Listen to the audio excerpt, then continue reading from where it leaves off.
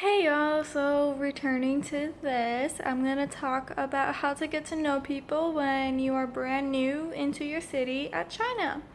So I arrived in my city about, oh, it's gonna be 2 weeks tomorrow on Monday actually. And yeah, first thing I did 2 weeks ago when I got to my center and had downtime was I immediately went on Facebook, sent a message out being, hey, what is there to do? I'm brand new. And immediately this person reached out, sent me a personal message on Facebook asking if I had WeChat. And I said yes, and we started talking and we met up, and she just explained everything about my city with her group of friends. She was saying that she also had a coworker that just moved to China and just got into our city. So, like, she explained things, her experience with China.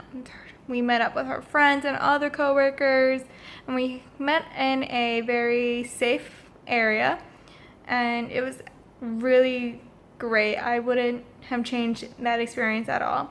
She helped me experience a little more about my city and explore, and made me feel safer to be in my city. So then when it came my weekend, I was able to go out and explore and feel comfortable doing it.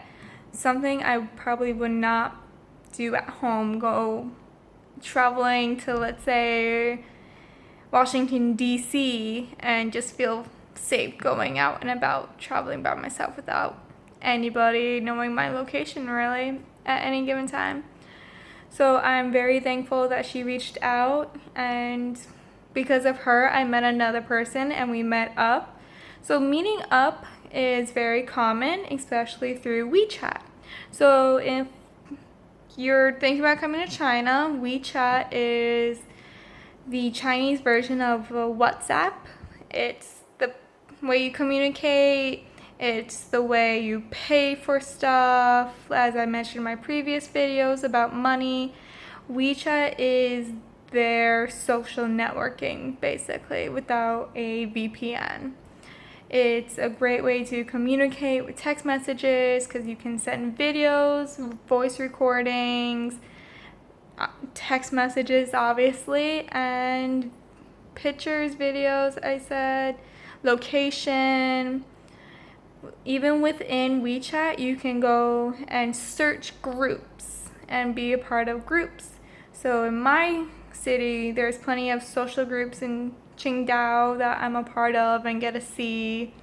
Unfortunately, my weekends don't line up with everyone else's weekends because I work in a training school, but it's still good to hear like different places to eat around, and just great. I've talked to a few people and it's been an amazing experience with WeChat. Another way to get to know people obviously is at work. And even on a tight budget, I always still go out to dinner with them because I need to eat anyway, so I might as well go out to dinner, get to know them, and build that friendship. And it's worked because I've gotten at least one friend where I would really consider this person a friend, and we talk all the time, and that sounds like Mean Girls. And we make a lot of Mean Girl references actually.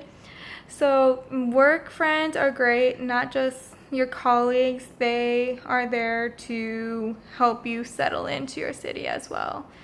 They do the same experience as you, it just is a matter of fact when they did it. There's a few coworkers that are leaving soon, so they've been here for a year or more, and they're like, I've been in your shoes, but now I'm leaving, so I don't want to get to know you, but at the same time we're coworkers. There's gonna be that. Still get to know them because they're here, and while they're here, they can give you plenty of advice and you can observe their classes a lot. Another way is, of course, social media, the Facebook. I honestly am old school and don't have Instagram, but I hear that's how a lot of people meet their friends. Honestly, few weird things have happened that I think only would happen in China is people will see that you're a foreigner because you stick out. And in Qingdao, there's a higher foreigner rate. So people know a little bit more English. So you'll walk and people will yell, "Hello!" And you're like, "Hi." I'm sick of saying it, but it honestly is them trying to be nice. Like how we would say ni hao to people, then we just want to be respectful and say hi, practice their English a little. I was walking home one day and this one guy just started having a full conversation with me and in English. And he wanted to practice his English. I'm like, yeah, sure. Exchange WeChats, and I'm honestly learning the Chinese culture through his English, which is great because I've had a few questions. There's this thing called an autumn festival coming up, and if it wasn't for WeChat and this random meet and greet while crossing the road, I wouldn't have met him. And another thing was the subway. Plenty of people want to say hello to you on the subway. Just say hello. Strike up a conversation. It's pretty boring when you just sit there or stand there. My phone doesn't have a VPN because I had to get a new Chinese phone and I can't download a VPN on it, which I'm fine with, but just say hello, say hi. You never know what's gonna happen. WeChat, feel free to meet up in public places. It honestly can change everything. Like if it wasn't for meeting that one girl who reached out, I don't think my current situation or my current feeling about the city and China would be the same. So I just want to thank her so much and all her friends, and I do hope the best for everyone. So yes, social media, big in China. I know back in America it's even bigger, but hardly would you go out by yourself to meet someone and by themselves and feel 100% safe. So that's how I've made a few of my friends in China, and I hope you do consider coming because it's honestly the best people here you can probably maybe ever meet. Alright, see ya!